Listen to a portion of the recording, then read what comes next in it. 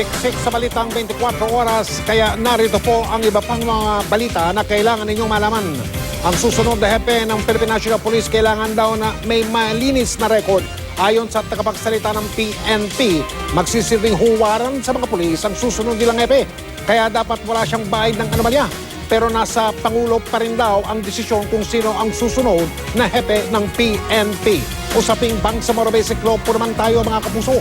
Ibinasura ng Korte Suprema ang petisyong ng isang nangangalang Rolando Mijares na pinadedeklarang labag sa saligang batas ang BBL.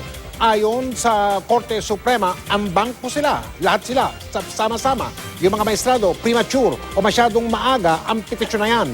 Sa mga mahilig namang kumain ng laman dagat, abay bawal munang manghuli at kumain ng mga shellfish mula sa Balite Bay, dyan po sa Memati, Davao Oriental, ayon po yan sa Bureau of Fisheries and Aquatic Resources o BIFAR.